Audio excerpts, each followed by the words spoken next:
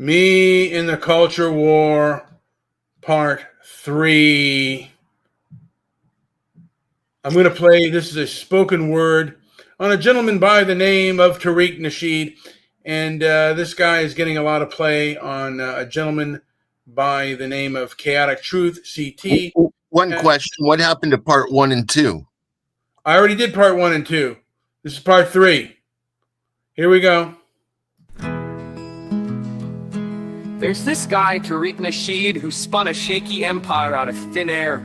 He kicked things off with hidden colors, peddling a story that black folks are behind every ounce of human progress. A Pan-African boast that's since warped into this foundational black American FBO racket. These FBA folks have turned reparations and bashing black immigrants into their whole game plan. They swagger around insisting they're the sole reason. America's an economic titan, shrugging off the reality that African slaves were dragged across the Americas, not just the US. They claim they've got no allies, yet act like they personally unlocked the doors for every new immigrant wave, ignoring that the 1965 Immigration Reform Act, driven by a mostly white Congress in a Cold War flex, had nothing to do with their fantasy.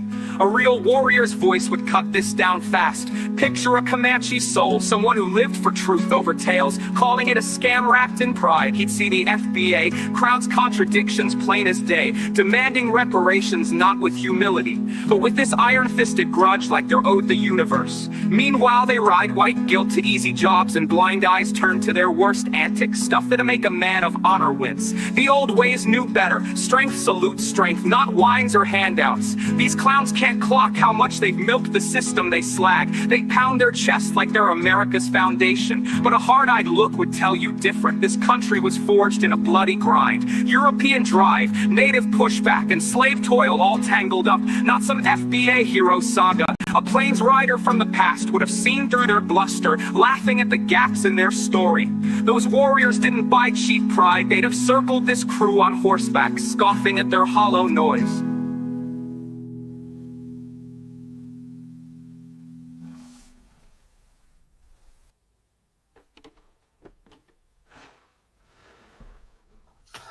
Take a breath, bruh. Yeah.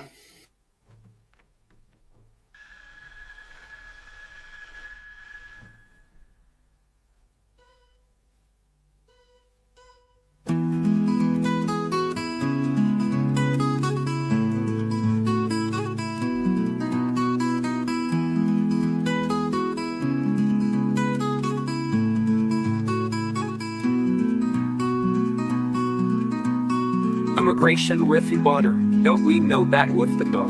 Don't we know that with you? Don't with the dog? Don't we know that with you? Don't we know that with the dog? Don't we know that with you? Don't with the dog?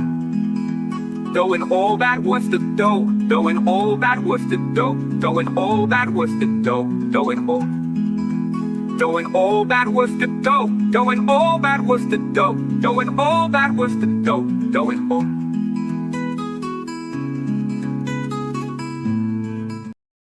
Kind of got stupid. What'd you think of it?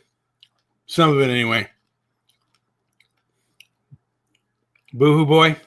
I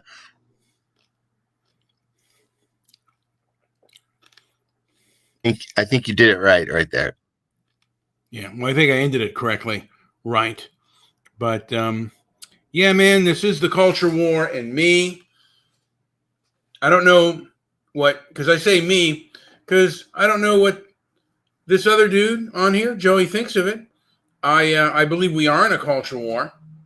And the culture war that has been placed upon us has made us less objective and less diplomatic. I'll add that Frank Zappa his family owned a one-of-a-kind clothing store on Sunset Strip that only sold flower power clothing and that sort of gear.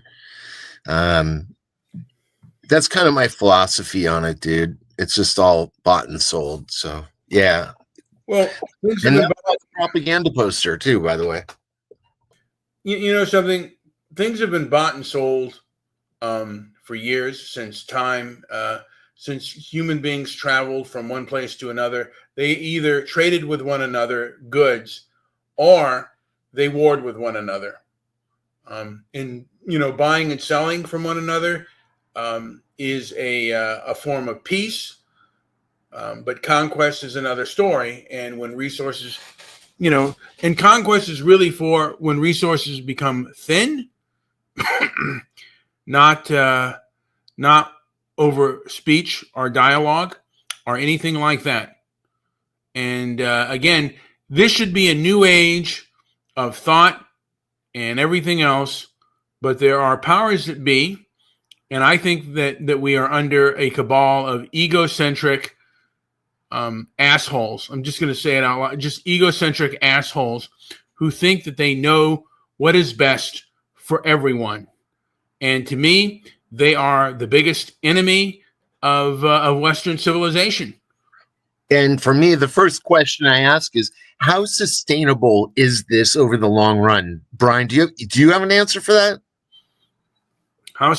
I don't know. I mean, like I said, how long can people? It doesn't. Pop will eat itself.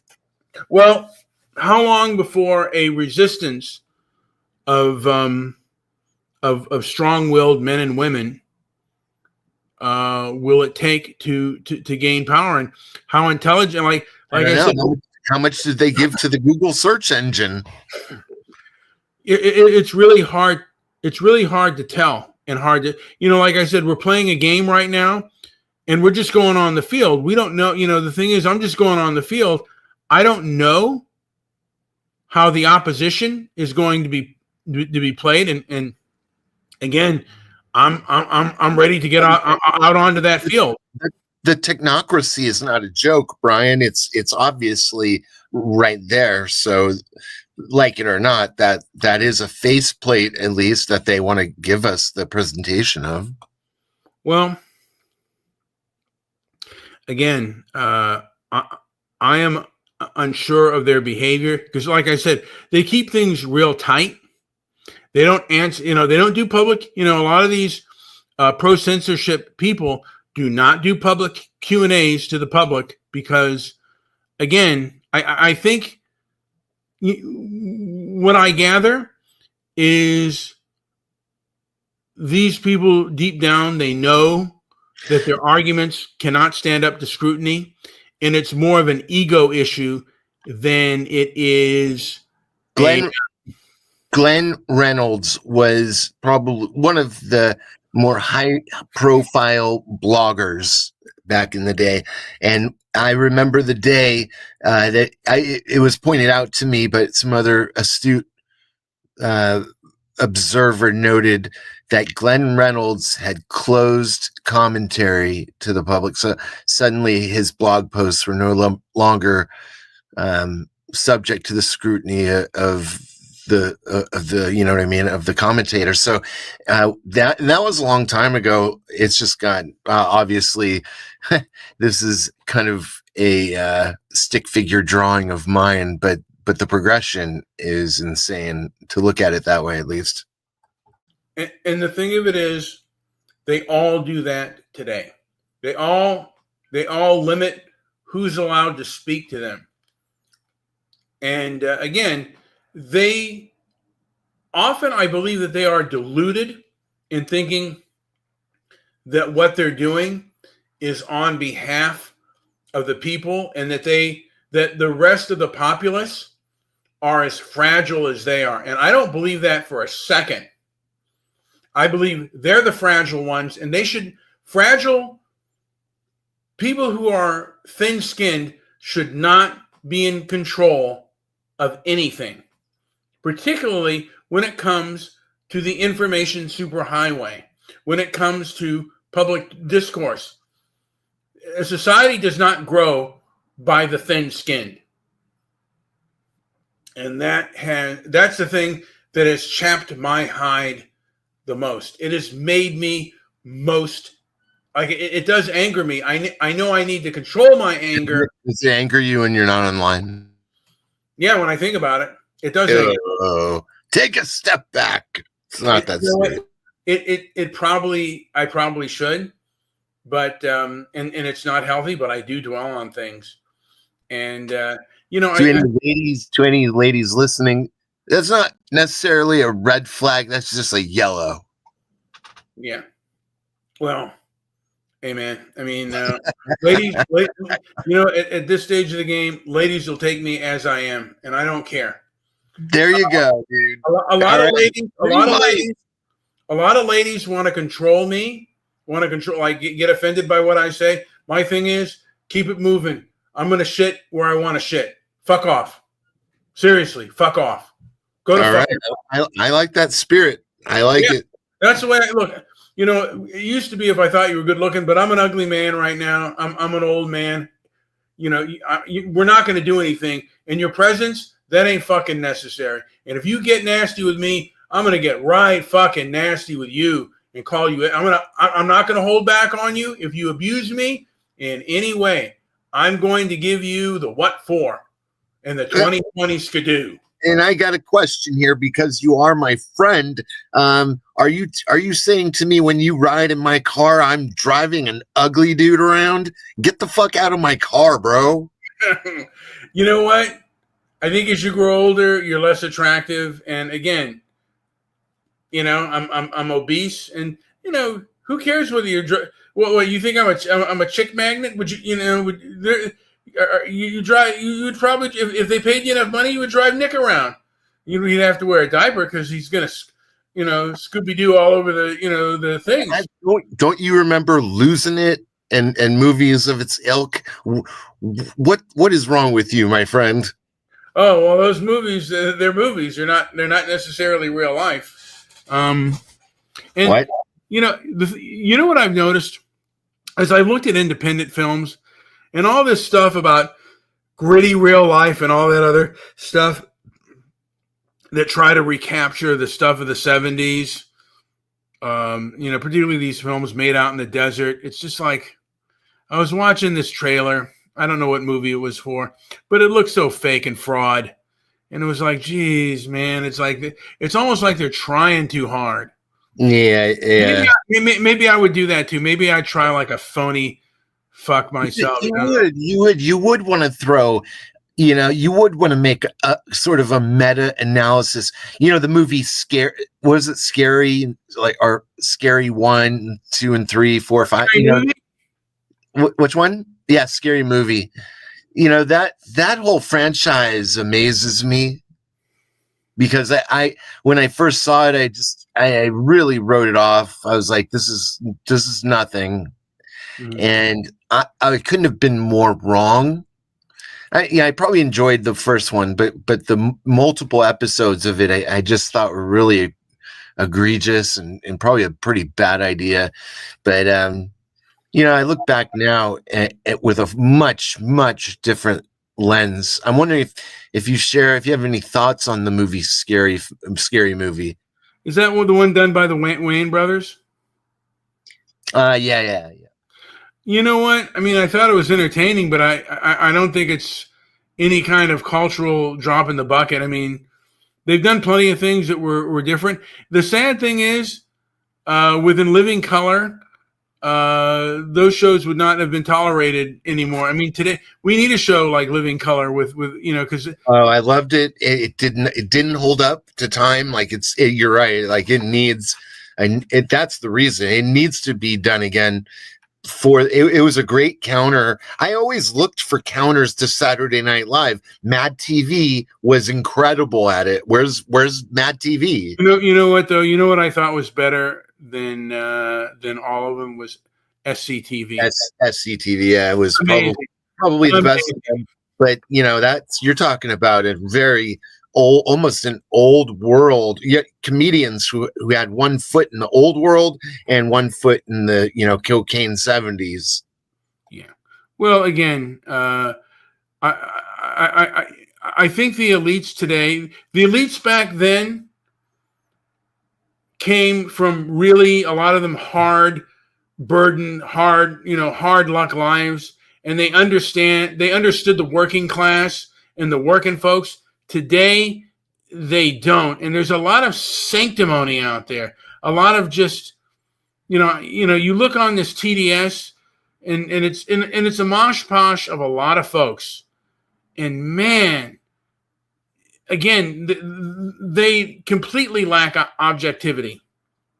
And they're calling people, if you supported Trump and Elon, you're a traitor. What is that nonsense? Go away. I don't want to deal with you. And I'm not saying it's not there. You just have to go and find it. It's all there. Everything is. There's a nice, clean roadmap for you to find. You have to have the patience for it. When somebody told me young people don't watch movies anymore, it kind of drove me a little crazy for a while. I just couldn't wrap my mind around it. But yeah, you know where I'm going. We have a large mosh posh of culturally captured people, and there are even somewhat conservatives or moderates with TDS, and they are siding with these really vile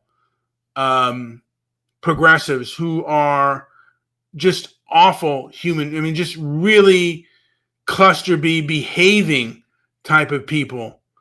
And they are some of the worst individuals out there.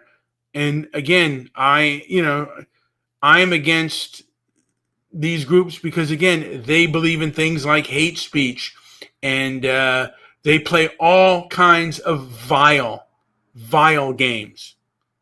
And they should be seen as an enemy because they want, if you want to shut down my speech, and you're not even talking to me like a human being. Like I said, groups like the ADL who are responsible for, the internet, social media changing its terms of service. Hey, man, and you never do. You control your public Q&As.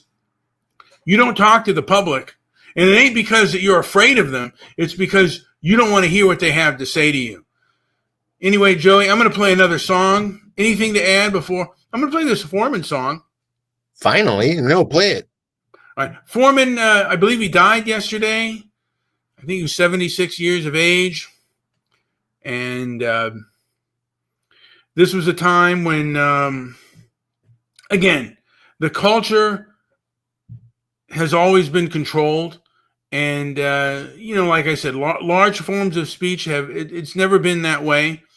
And we're seeing that play out within social media. And I would like to go, again, there are things I'd like to do with a further deep dive into the censorship industrial complex, who these people are, what motivates them. I have an idea of that, but I'd like to hear from you. And I believe, again, it's about their ego and their pride and their cultural capture. Let's play Foreman real quick.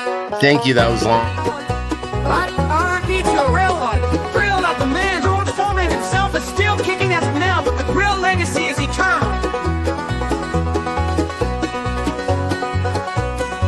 That little countertop hero turned sad frozen patties into borderline gourmet. Cut the fat, kept the whole. We should write a heartfelt jingle or ode to the George Foreman grill. Want to something like, you took the grease, but gave us peace. You grill with heart, right from. Did you stop that? I did not. No. How did that happen? I don't know. It may have been a shorter clip. I'm not sure why that ended, though. That was only 34 seconds, so it probably just ended right there. We need a longer one. I'm going to go with a man named Linwood. This is a person who is on Chaotic's show, and I'm going to play this song real quick.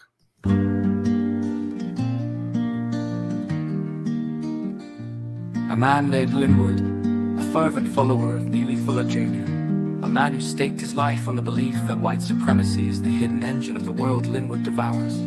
Fuller's books and articles like their holy writ, trailing after them with the devotion of a fanatic, his mind locked in a cycle of obsession. But here's the catch, this isn't some noble pursuit of wisdom, it's a trap, a mental spiral where resentment festers, chaining the spirit to a story that distorts reality. Look closer, and the gulf between Neely Fuller Jr. and Linwood snaps into focus, as clear as a photograph split down the middle. Fuller's a lean, weathered figure, shaped by the Great Depression, A time when people ate from garbage cans, hunted rabbits, or went to bed with hunger clawing at their insides. A struggle in its rawest form, a fight for survival that leaves no room for pretense. Linwood, though, he's bloated, a child of excess, probably raised in a cushioned world where scarcity's just a word. One man was tempered by poverty's sharp edge, the other's drowning in gluttony, his battle self-made and inward. It's a stark divide. One's hardship was real, physical, a test of endurance. The other's is a mirage, a war waged against shadows of his own making. Fuller came up in an era where hunger wasn't a metaphor, it was a relentless, humbling force, not some petty grievance over a slight or an insult. Linwood's hunger, though, is different. It's a craving of the ego, a narcotic that keeps him hooked. It's the addiction to feeling wronged, a junkie's high master's moral clarity. He's caught in a loop, chasing a struggle that's less about the world and more about feeding his sense of self. Picture it, an endless oppression Olympics, where the only prize is another dose of outrage. In time, all that's left are others like him, fellow travelers strung out on the same delusion, scrambling for their fix of fabricated suffering, while the quiet, unvarnished truth drifts further out of sight.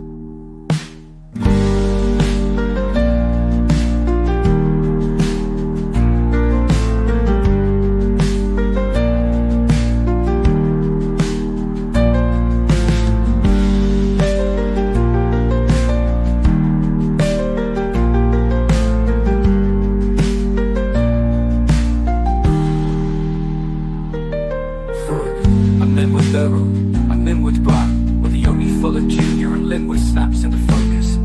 It's a trap, a mental spiral where resentment festers, chaining the spirit to a story that distorts reality. Look closer, and the gulf between me, Fuller Jr. and Linwood snaps into focus, as clear as a photograph split down the middle. Fuller's a lean, weathered figure, shaped by the Great Depression, a time when people ate from garbage cans, hunted rabbits, or went to bed with hunger clawing at their insides. That struggle in its rawest form, a fight for survival that leaves no room for pretense. Linwood, though, he's bloated, a child of excess, probably raised in a cushioned world where scarcity's just a word. One man was tempered by poverty's sharp edge, the other's drowning in gluttony, his battle self-made and inward. It's a stark divide. One's hardship was real, physical, a test of endurance. The other's is a mirage, a war waged against shadows of his own making. Fuller came up in an era where hunger wasn't a metaphor. It was a relentless, humbling force, not some petty grievance over a slight or an insult. Linwood's hunger, though, is different. It's a craving of the ego, a narcotic that keeps him hooked.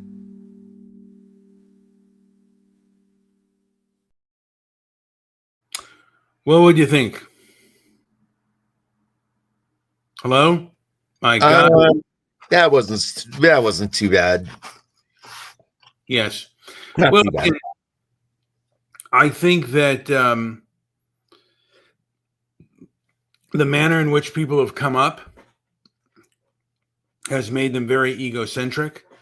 Again, the elites who came up from before, I believe, had a different type of mindset.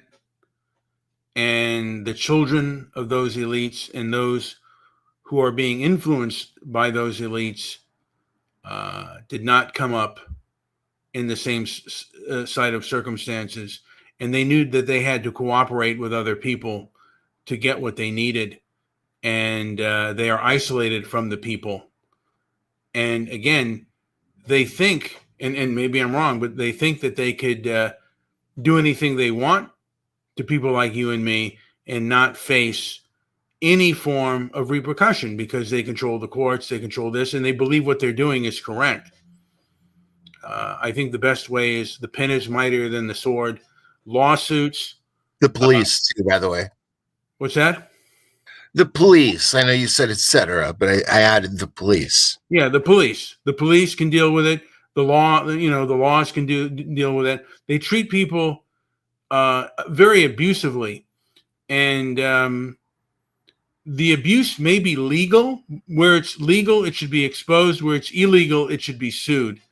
And we should go over all methods to expose the abuse that they've heaped upon us.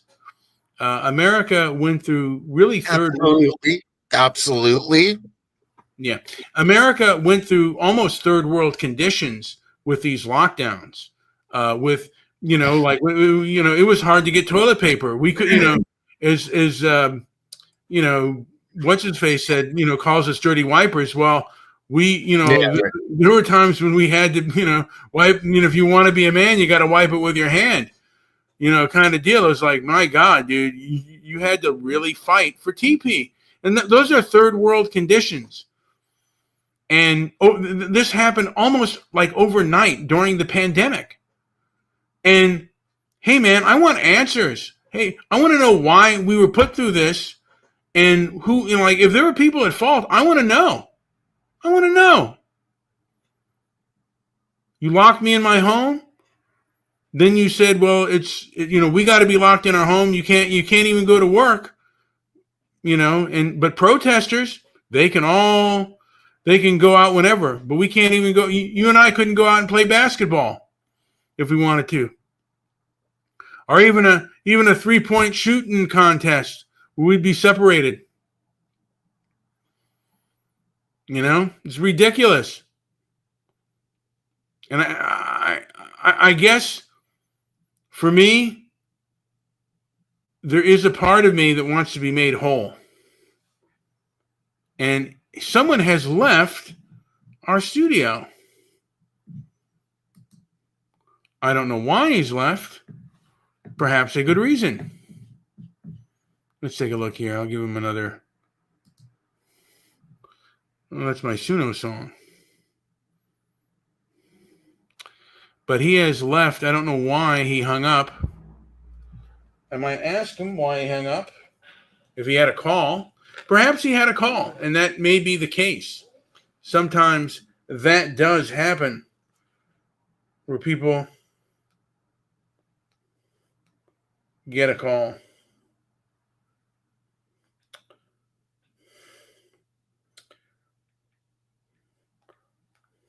Has left my show. I'm going to play a song real quick, just because I'm curious to what has happened. So I'm going to play my song that I played yesterday. If not, why not?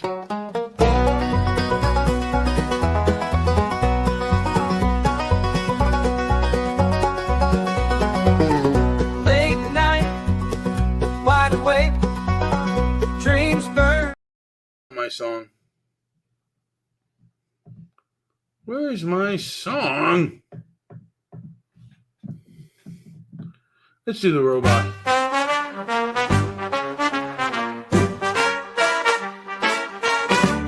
That's what the robot said. I asked it a question.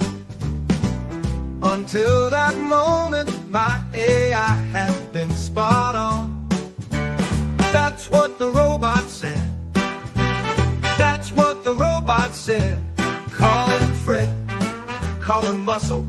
Got the speech codes Maria must stop. 1989 theories on race wheel. 1989. All these blueprints were written at earliest 1984.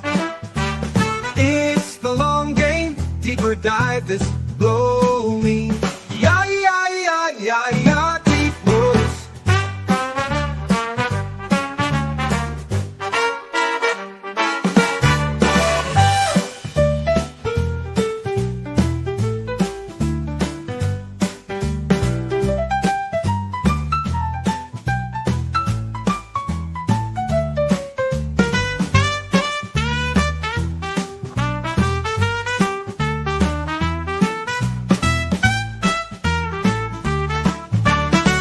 What the robot said. I asked it a question.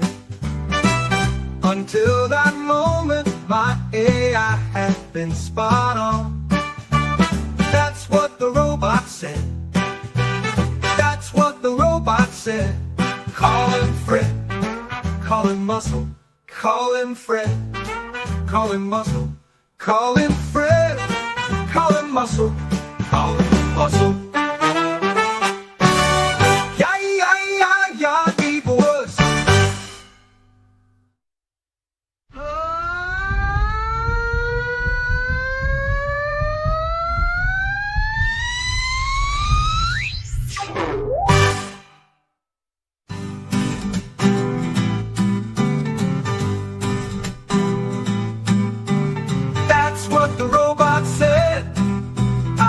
asking the question.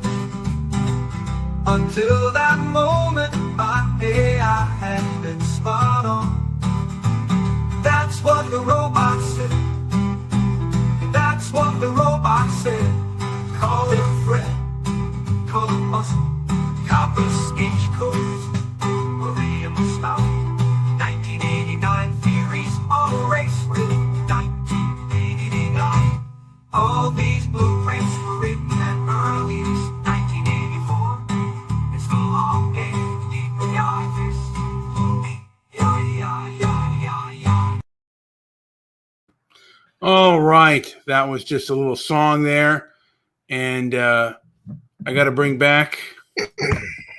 All right, you were gone for a little bit. I think we have another song that's about uploaded. It's getting there. It's the Foreman song. For some reason, only part of it uploaded before, but we had to make room for it. All right.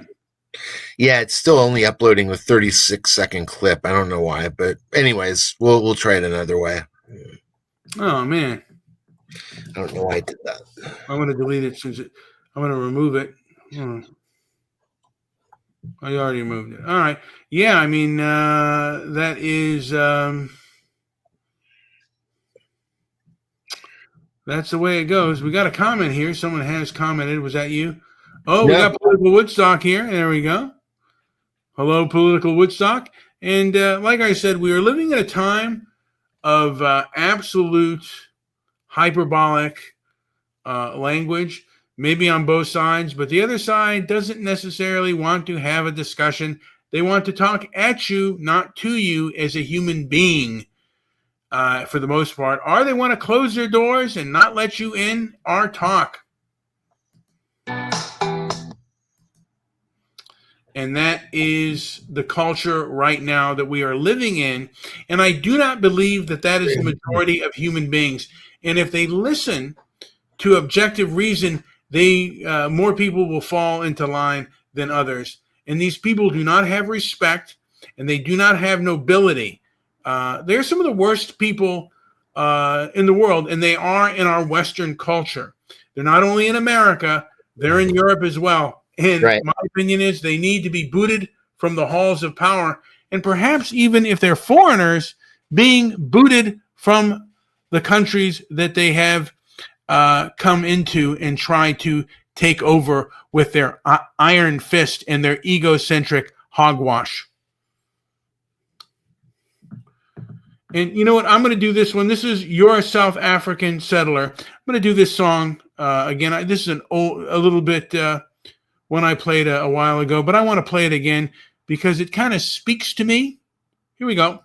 You're a South African now, settled in England. And though I'm an American, I've got ancestral ties to that part of the world. You've got this way of brushing off the racial tension in South Africa toward whites. Like it's no big deal, just a minor footnote. The social decay, the chaos, the raw barbarism that's taken root there. You downplay that too, as if it's not the festering mess it's become. Instead you pin your departure on the tiny minority of whites, as if they're the root of it all. Talk about deluded, England's not exactly winning with you there either. You're either blind to what's what or just spinning a tale, and it's hard to tell which is worse. No shame in your game, I'll give you that, but without shame, where's the honor?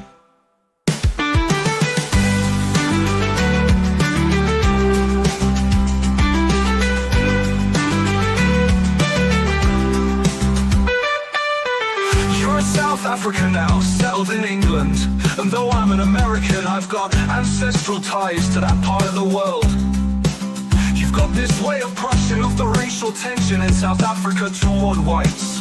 Like it's no big deal, just a minor footnote.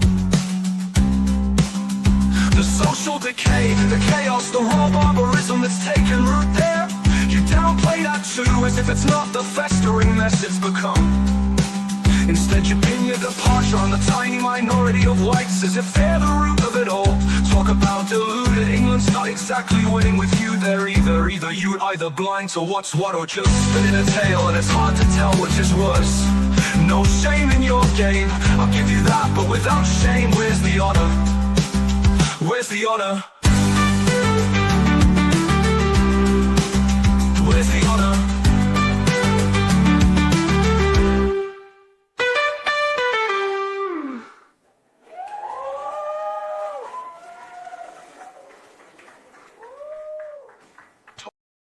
All right.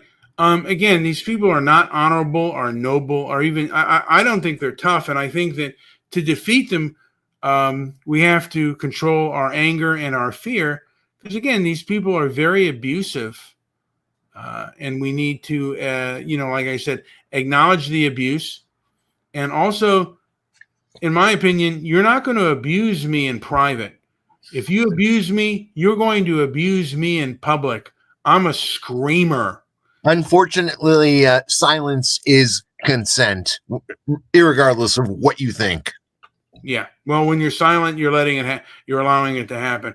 I'm telling the teacher. I'm telling the guy next to me. I'm telling everybody what you're doing. And if you're doing something nasty and foul, everybody's going to know what you're doing and what you're up to.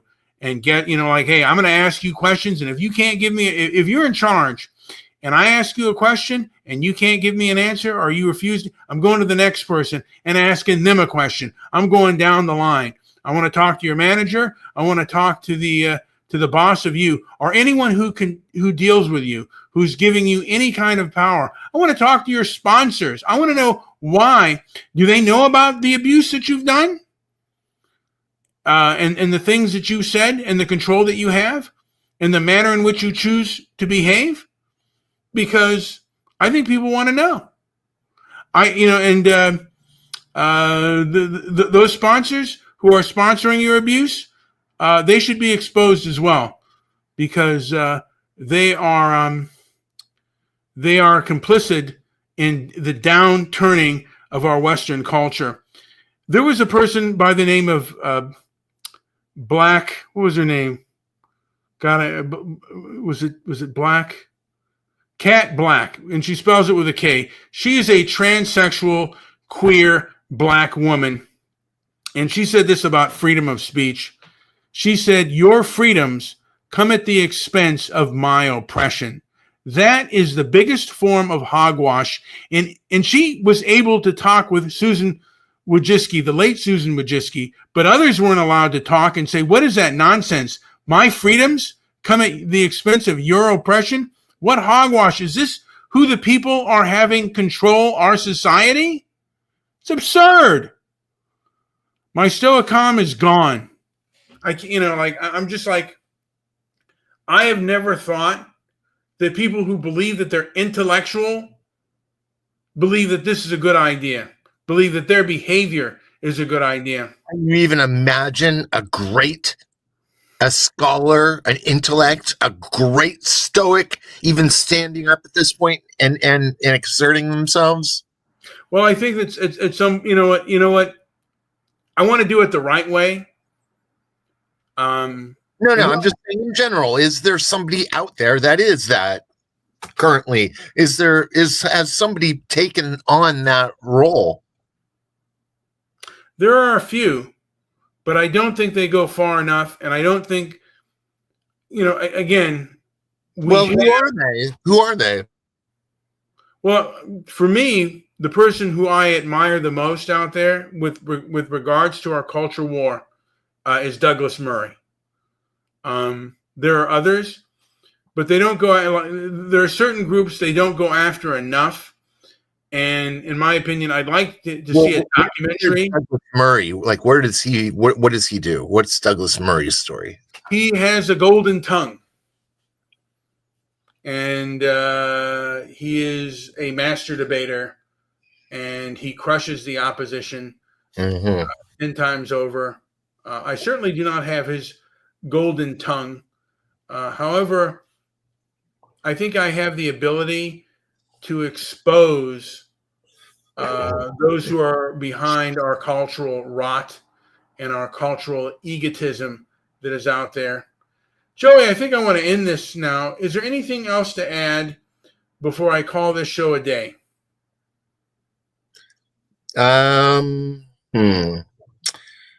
I was thinking of something fun for a Saturday night, but I think we've run its course.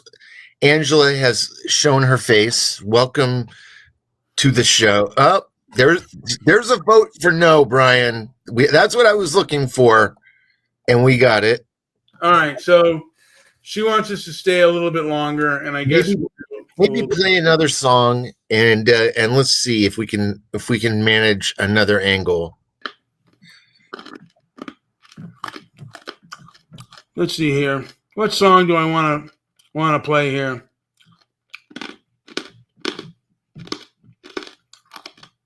I'll play this jukebox. Here we go. Some jittery punk on TikTok was flapping his gums, moaning about true Christianity and how America's no sanctuary for the pious me. I'm just a washed up relic, a 2-bit typist with a chipped glass of bourbon and a Bible. I've skimmed maybe once back when I still cared to crack a book church. Haven't darkened one since the last day my tail dragged me in for cover. But you woke progressive mugs, you're the lowest breed of bottom feeders I've ever had the displeasure to clock. Smug as a loan shark's grin. You prop up those Antifa hoods and BLM sob sisters, all of them strutting like they've got the world on a leash. I don't know if this country's got a halo or horns. Don't much care to find out when it wasn't stitched together by your kind. You spineless pyros torching Tesla lots for kicks. Time was when the streets were mean and the nights colder. My people lead hard cases with empty stomachs and fists like sledgehammers. Would have spotted your con from a block away. They'd have tailed you to the edge of town, roughed you up good, and left you bleeding in the gutter. No questions asked, they knew a grifter's game. Lived it, breathed it, tasted it in the sour tang of hunger and sweat. So on behalf of those dead, tough as nails ghosts who'd have snapped your neck before hearing your spiel, take your sanctimonious TikTok yap and shove it, beat it, you cheap loudmouth chiseler, before I do it for.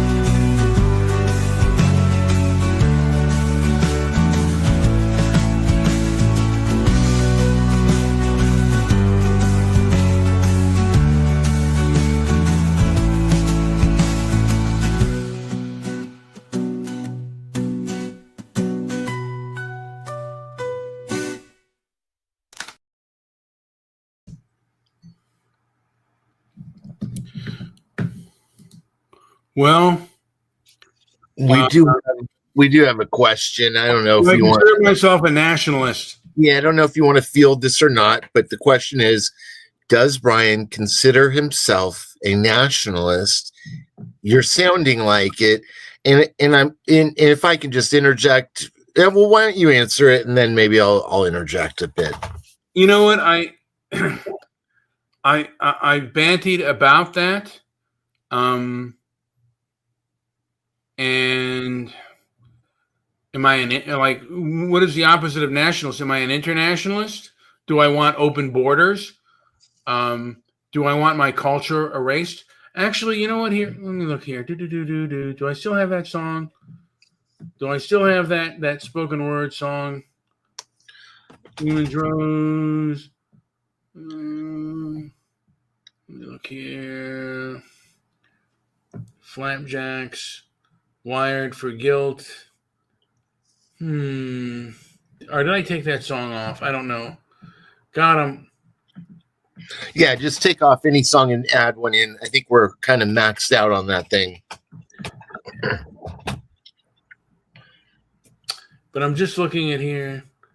Well, I guess I'm just going to say that, and I'm not sure exactly where the accusation is stemming, what was said and what she feels that you feel, but you do have an expansive mind, and you do have ears. You're an active listener to the best of your ability, and I've seen you to be one to be able to make changes and trim edges where you feel they need to be trimmed, and that is no way to mistake you for having somebody who's flapjacked on your like core ideals and things like that nature. So I feel like the accusation's a bit strong, but what do you think? I guess I'm not an internationalist, and I believe that the people make the board. I mean, like, again, the way that the borders are being handled, not just in America, but in the world. I mean, throughout the Western world, are being told to open up their borders to the violent, the ungrateful, to people who would do all kinds of harm, and basically not say anything about that. And I'm really an anti-hypocrisy person, and I consider hypocrisy to be the biggest form of abuse. Hypocrisy is abuse, and hypocrites are abusers. I think this song does say it out. Let me see if this is the song.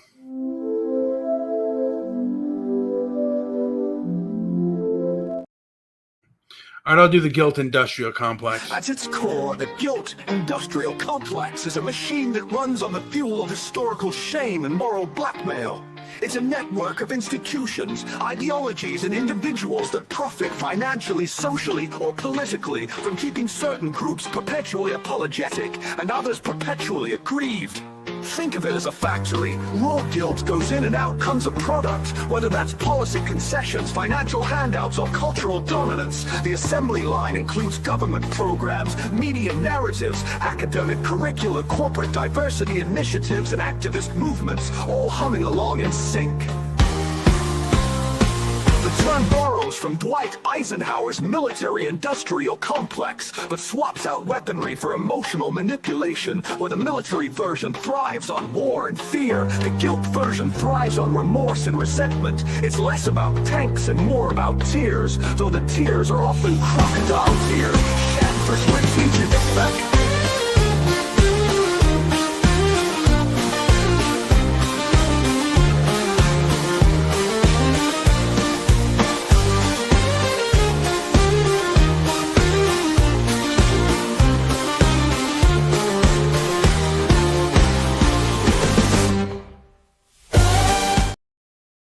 I think that empathy, like I think that we show too much empathy for people that do not have empathy for us. And he's got a legit question. In 1980, who would win in a fist fight, Dave Thomas or this is a question for you? Yeah, I tried to answer it in the chat. Dave Thomas of Pere Ubu or the Male Brothers of Sparks, and I've never. I think sonically, the Sparks would absolutely wipe their ass for them. However, I don't know about the fighting acumen of Dave Thomas. He sounds like a big guy, and yeah, that's all I know on that one. And I just want to say that if I were to remake and maybe do a musical of Midnight Cowboy, I would cast Kings. Yes. In, the part of Joe Buck, and High Ridge Estates, Scotty Poo, would be cast as Ratso Rizzo. He would be amazing. That would make a great Ratso, an unbelievable one. And I almost have the song. I'm walking here. I'm walking here. I'm walking here. Leave me alone. I'm walking here. Picking on me. Everyone wants to be the cripple. I gotta get to work. Leave me alone. With that voice, get a few nickels and dimes together. I'm inviting you, damn it. Oh, he'd be great. That was pretty good. Oh, he'd be great. Those who don't know Scotty Poo know like his amazing voice. Oh yeah, you nailed it on that for sure. We're all invited, right? Yeah, no, this invite was for me. I like all kinds of music. Yeah. I'm a hustler. You gotta lose weight before you want to hustle and cut the cowboy stuff out. I am. Yes, Brian does have surprisingly very, very good. I'm as surprised as anyone because I've heard music you've played, and you have a very keen ear. You have very good taste in music. Yes, that's just not something we really do here, but you definitely do. Nick is so much better. I like Russian opera. I could have guessed that. Yeah. But as I'm thinking again, and I know I've posted this out. Mhm. I think our Western culture is facing a very vicious group out here who are covertly very nasty people, and they need to be exposed like they've exposed our Karens. We need to expose these Paul Potts, these vicious people, for who they are. And the women that we met on the females that we met on that women's march, I Mhm. would love to expose, because they, I had a chance to expose them, how culturally captured and evil they were. I would love to have another crack at them, because now I know their game, I know their behavior, I know their weaknesses, and I now know, like, I know how to strike them, and I Yeah. know how to pummel them and get them in a verbal armbar where they cannot move. And I believe that I could crush them with my limited intellect. I know their game, and I would have the audience see who these monsters are, and then we can deal with them. Because the sheep's clothing are off. These people are nuts. They are insane, and I They, think at least they were willing to talk to us. I thought that was the biggest hurdle, the thing is, and they they were did. the only they were the only ones that didn't agree with it. And I've known this, by the way. Progressive Zionists, they really hate conservative Gentiles. I think they hate them worse than any Arab terrorist. They may have changed since October 7th, but they treat people like trash. And they're on the losing end, by the way. And again, I think that conservatives who are Zionists should say, hey, I'm not going to support this kind of thing if the ADL is there. They got to go. You can't be here. At least do that. What do you think about how they treat Jews who hang out with the non-Jews who feel that way? You know what? I've never talked to them. I've never talked. I don't know. All I know, because most Jews that I know are either anti-Zionist, or who are the progressives are anti-Zionist, which is consistent, or they're conservative Zionists. Progressive Zionists are the ones that are least likely to engage in hostile conduct. Which like with me, I have a chip on my shoulder because I'm neither here nor there on Zionism. I have mixed feelings about it. I'm not going to go into that now, but sometimes to defend yourself, you have to do ruthless things. I kind of understand that. I've thought about these arguments. Yeah, to defend yourself. Yeah, you got sometimes that is necessary. Sometimes if diplomacy fails and these people are going to hurt you, you have to do things that are ruthless and horrible. But you have to think about it before you do it. And again, I think that because America and the West are no longer objective, that everything is based on feelings and not on logic and reason. Joey, is there anything else to add before I call this show a day? There's a great line in the song Mustache by Sparks that says, "When I trimmed it real small, my Jewish friends would never call." Mustache. Oh, they made a remake of Midnight Cowboy. Now I'm gonna grok that. And what question did you ask?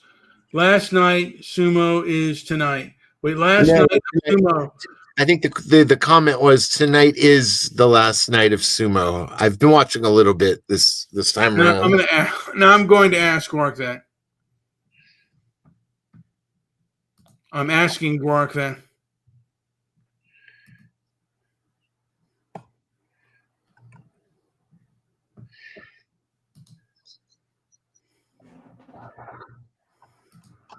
All right, I'm kind of going back in the comments here. There might be some misunderstanding, I'm guessing. Usually there is. If Scott and Angela are in there, there's usually tons of misunderstandings. So I'll catch up here in a second. Okay. There was a remake of Midnight. I'm looking to see if there has been a remake of Midnight Cowboy.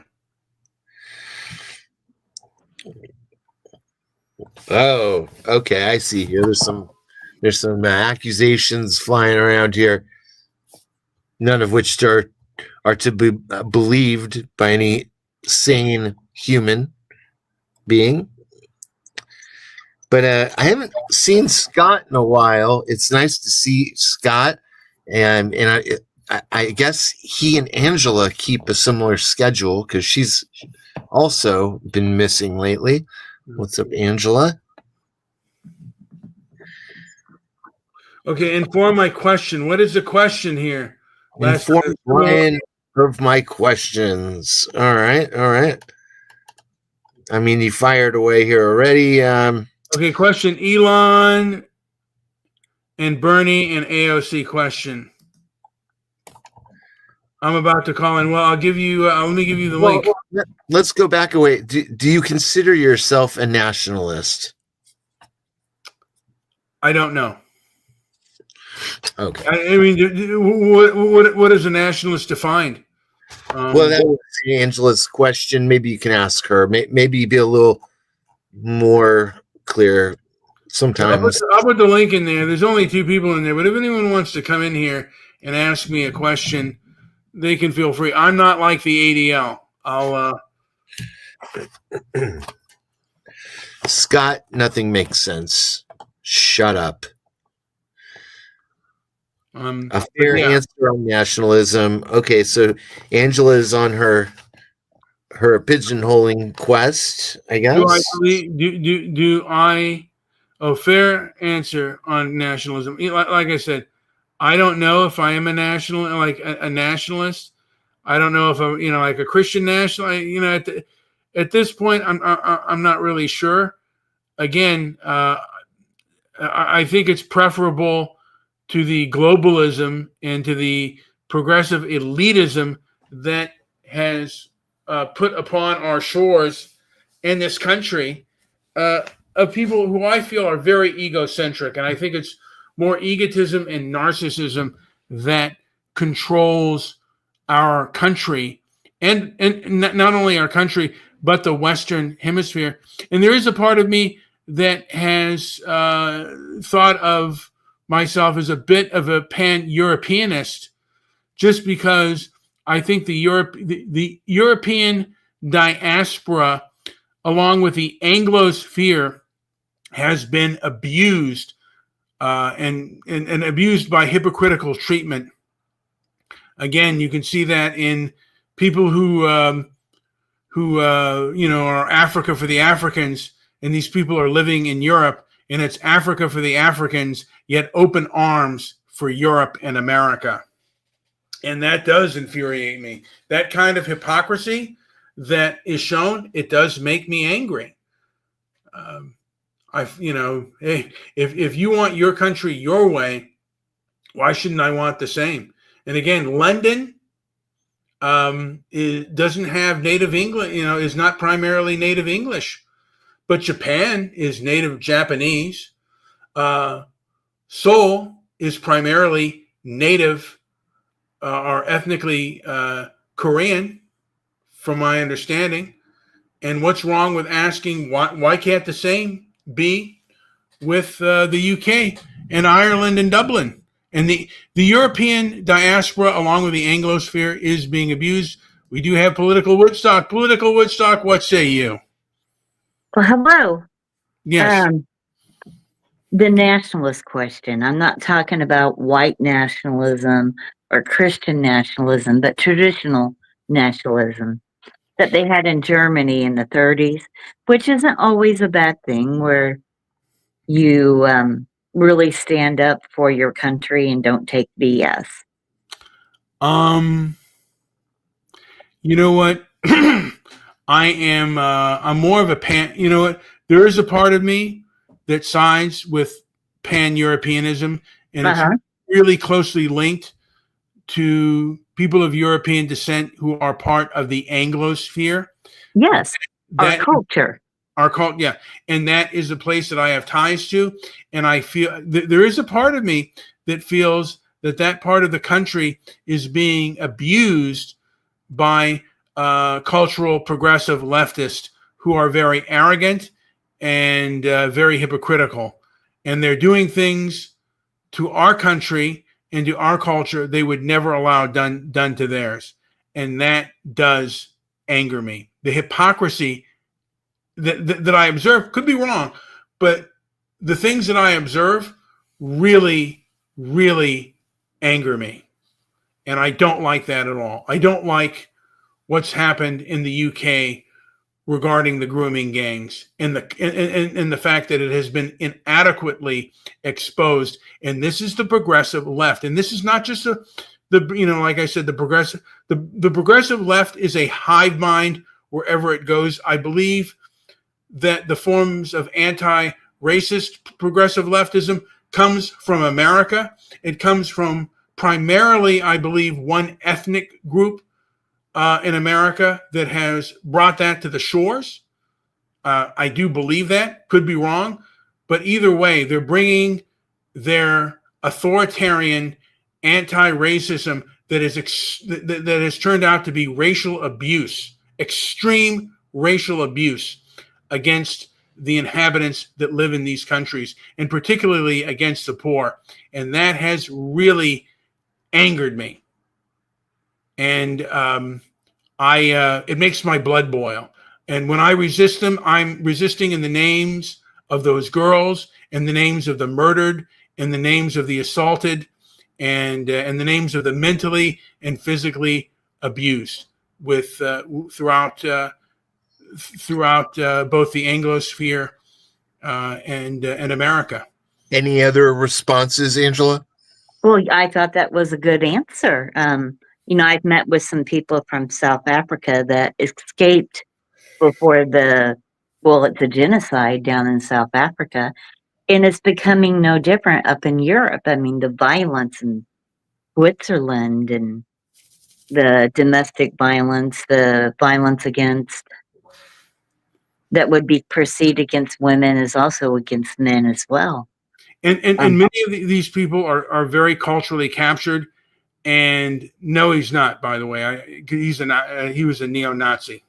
Who? Ian Smith, I believe, was a neo-Nazi. Okay. No one's, and no human being, by the way, is my hero. But just because you recognize abuse doesn't mean that you are in favor of fanatical beliefs. Again, I believe in self-defense, and I believe in confronting abuse wherever it is. And if you choose to abuse me or abuse others, of course, I have the desire to resist, and resist very hard on people who, promote that abuse. And oftentimes they believe, for whatever reason, they believe that they have the moral high ground. And I'm there to kick that chair, metaphorically, kick that chair right underneath them and let them know that that the ground is right here, punk. You're not the moral high ground. You're a scumbag. And I'm here to give you a taste of your own medicine. Oh, wait, Ian Douglas. I might think, Minister of Rhodesia. I don't know enough about Rhodesia, and all I know is that Rhodesia became Zimbabwe, and Zimbabwe became starvation land after the white farmers left. I don't know if it was the white farmers that left that caused the starvation. I believe that is the case, and I believe that South Africa is dancing towards Zimbabwe, and America seems to be on its way to South Africa land. and I resist them both. I think South Africa is a lost cause. I think that the whites there need to leave, and I would love to see something happen to the anti-racist progressives here, where they are forced to live there amongst their own cultural anti-racism, and they can show us all in practice. I'll give a hoot what you say. Show me in practice what you mean. Let me see it. Question. You've Yes. talked about over a decade of the civil rights industrial complex. How do you see it now? How should we address it? How do we keep that one group from controlling the narrative, which I don't believe one group should control the narrative? The pen is mightier than the sword, and the best way to control it is through strategic boycotts, and basically meeting with like-minded people through both economic means of technology, embracing technology, and embracing companies that support objective thought and that support free speech, and going against companies that that align with people who are against freedom of speech and freedom of thought.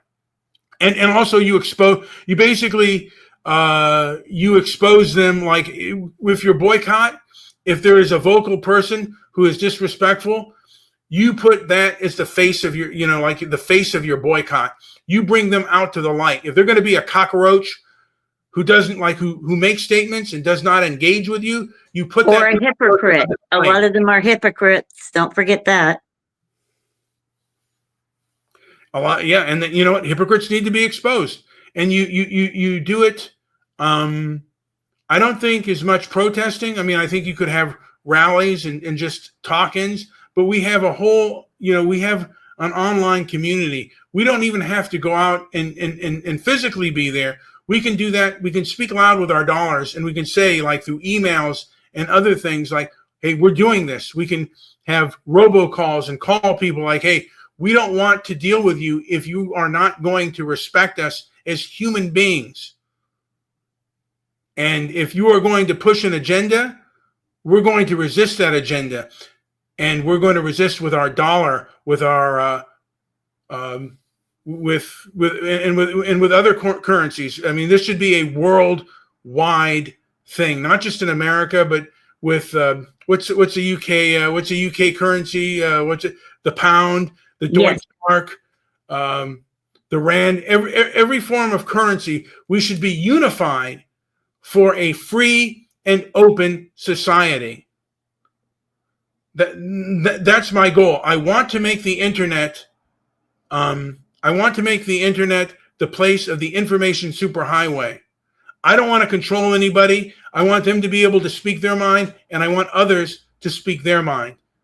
That's it. And to me, I don't think that if even a white supremacist comes on, that Hitler's going to rise from the dead. That's a load of shit. That's just garbage. It's untrue.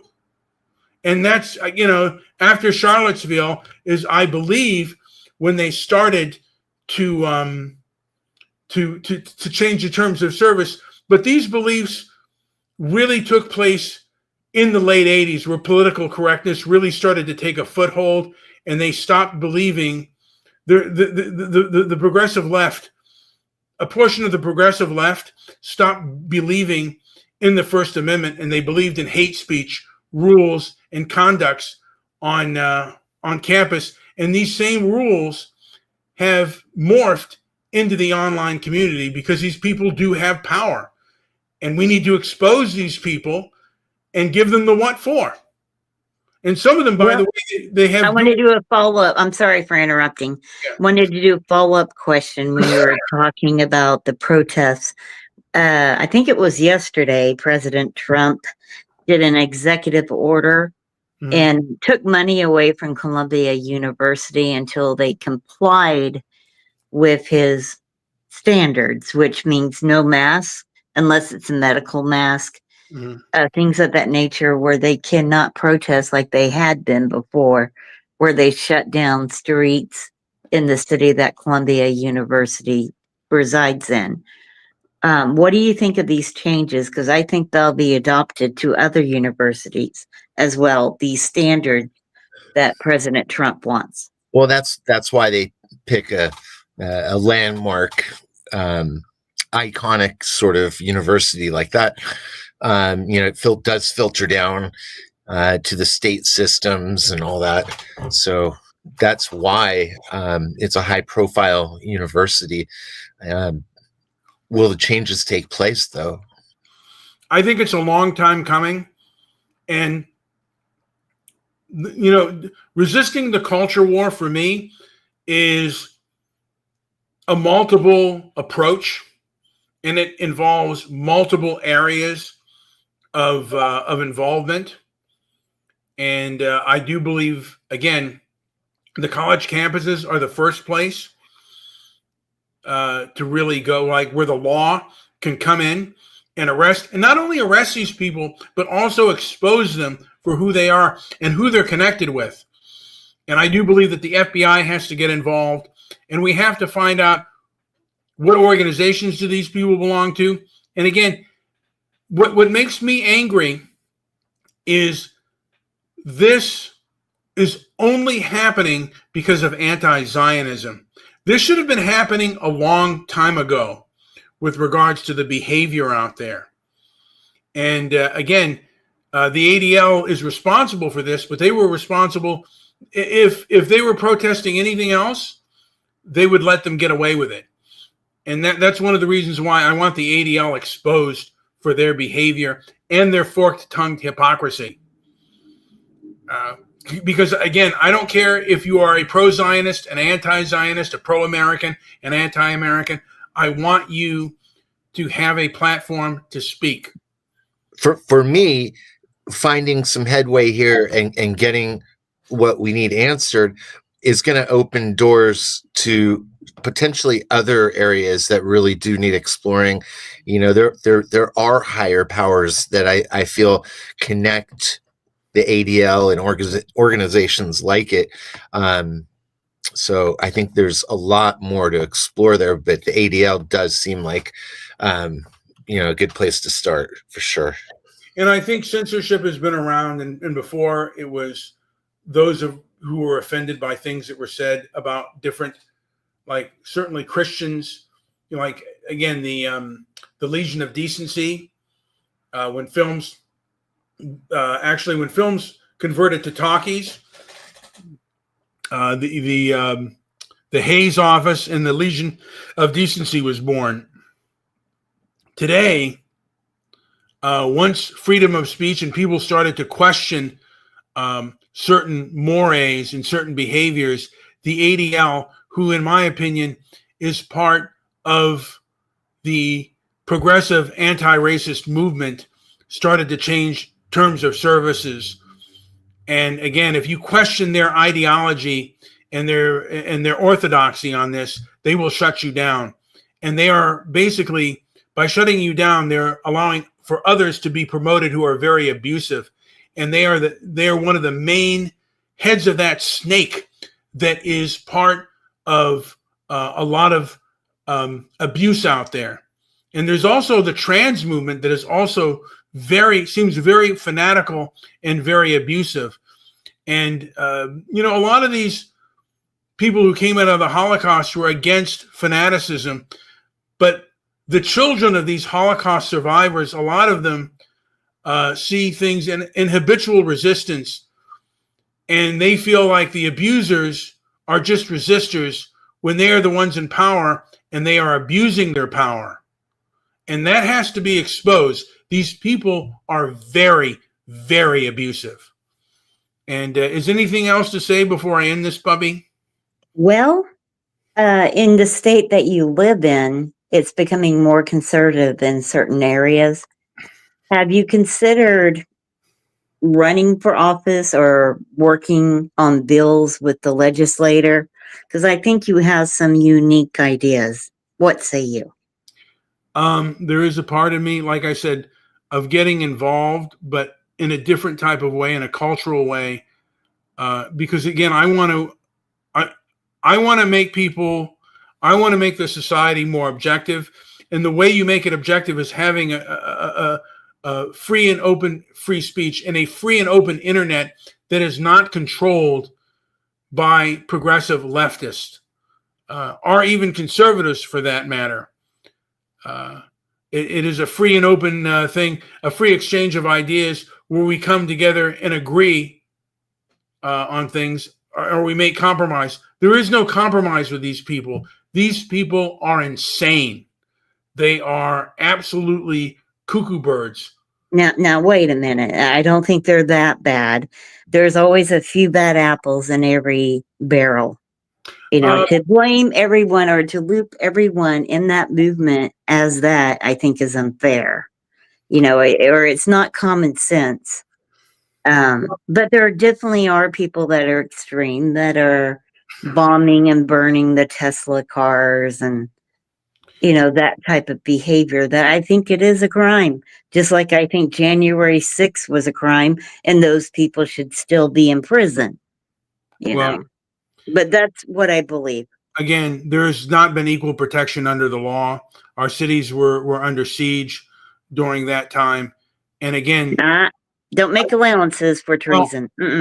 I number one, for my belief on January 6th, Americans were locked in their homes only to be told that and we were told we can't go out, with the exception of rioters or protesters that turned into rioters, that our mainstream media our legacy media used terms like mostly peaceful protest. And then the election laws were changed, and we were told by others that this is the most fair and election. So these people have lied to us before and been fibbers, and we're supposed, this was a primal scream of liars and abusers.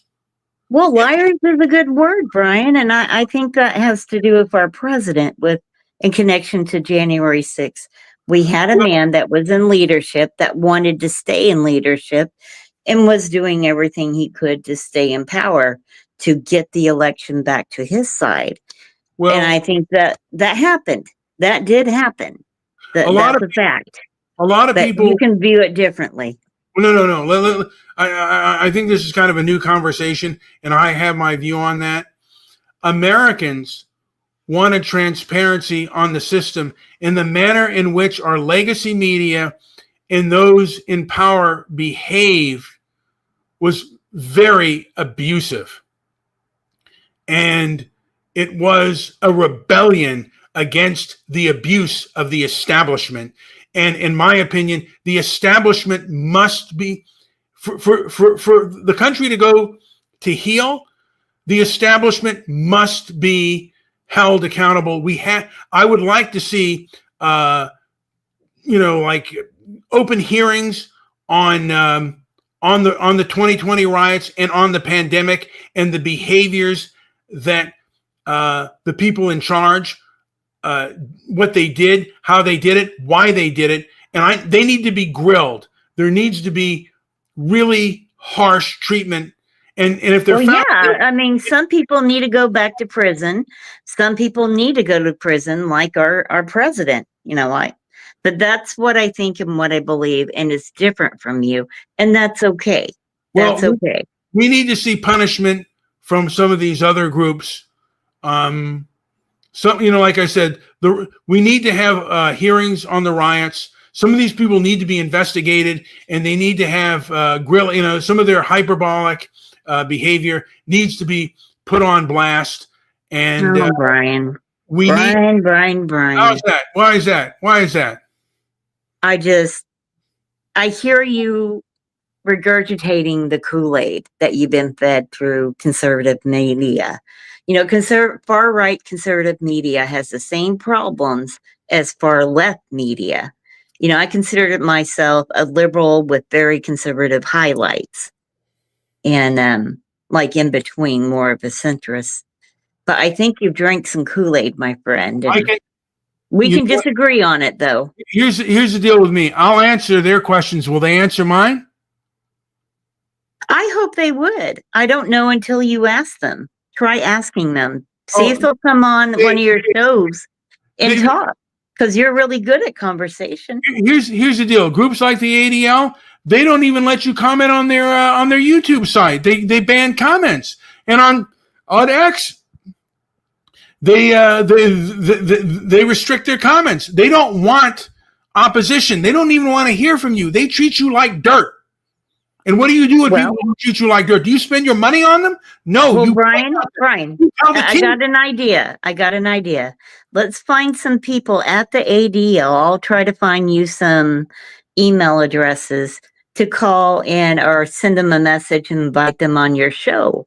Well, I think the way to change a culture is through conversation. And you're rather good at that.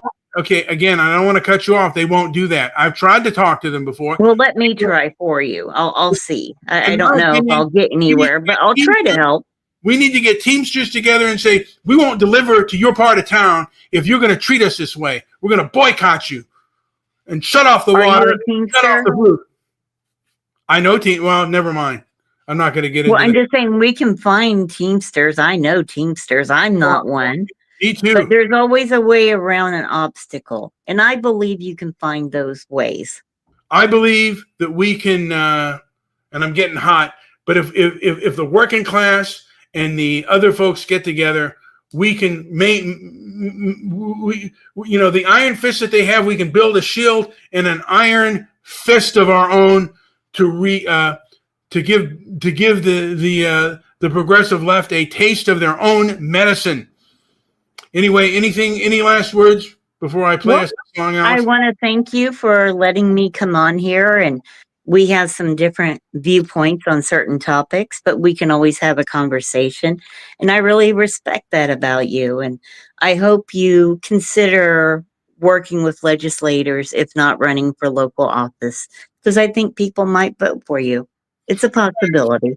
But thank you once again for having me on here. Thank you. I do have a chip on my shoulder the size of a bar stool. 2020 put it there. And those that try to knock it off, man, I don't know. They better. Well, I might even, if I have the chance to kick, like if they touch me, I'll go nuts. You do very well in front of City Hall. You should try it. Oh, thank you kindly. All right. Yeah, but some of them, they're very vengeful people. And again, these people who are evil, like who are violent and go after you economically, they need to get a taste of their own medicine and then some. I'm going to do this. This is the ballad of stabbing. May I say one more thing, though? Go ahead. When it comes to City Hall or City Council, or maybe you have a different label for that in your local area, they usually have an area for public comment. I think you should practice and go before the City Council, if that's what they have in your area, and make comments on issues that matter to you that they are considering. I think you would be really good, just like Joe thinks. Well, right now, I want to meet with people who are like-minded, like me, so we can gather in strength. Their strength in numbers. You'll find them at City Hall, Brian. That's what I'm saying. You will find them. They are already there. And I know a guy in Malibu. Just as an example of how these things just kind of run in the background of your life, he went before City Hall in Malibu to petition for a skateboard, like a skating park, and it was denied, rejected, and they kept fighting. It took them 14 years, and I think it was last week or the week before, the city of Malibu finally okayed it, and they're gonna get the money and build the park. But that took 14 years of his life, so it is a commitment. Or they could have an issue that they are addressing, and you're allowed to make public comment on that, usually up to 3 minutes, depending on how many people show up for public comment. Sometimes the meetings are very boring, and no one shows up to make public comment. Take a look at it. I think you'll like it.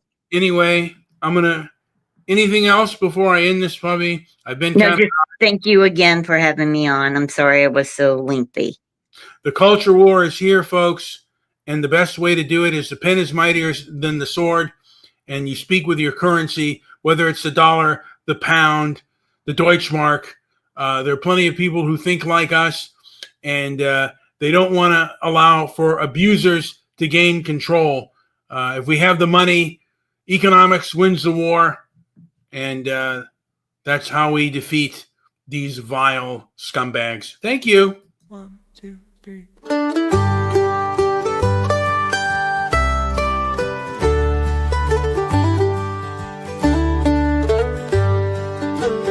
He was the legend of the web we know. Stabby mugs put on a show, trolling hard where the voices flow. Blog talk radio set to go. Dobby Daily gave him fame for free, talked about him endlessly. Mr. Midnight Movie took the cue,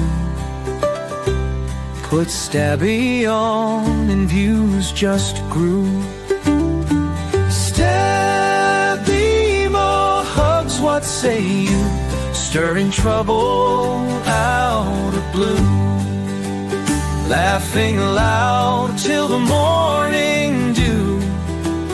Trolled the best and all they knew. Threads ablaze with his clever mirth, proof that trolls were more than worth. Never saw his face but read his prose. Heart of fire beneath the screen's glow.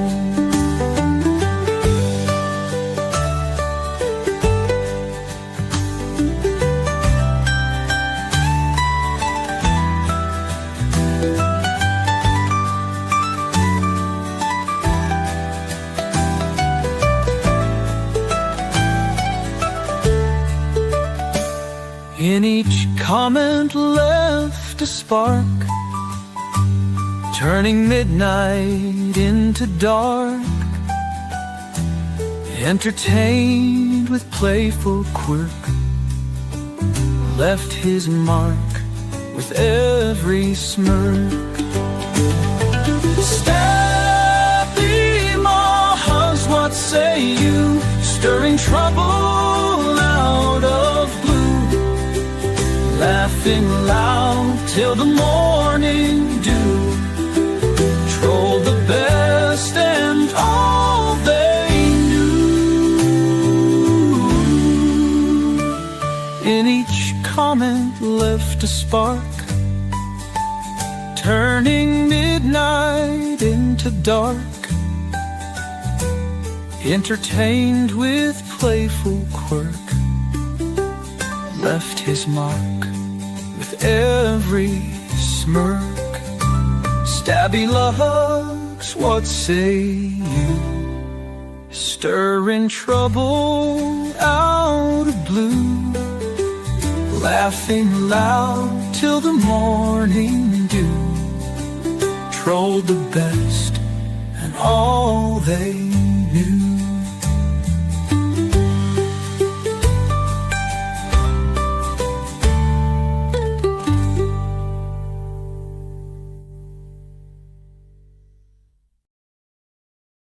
Thanks for listening.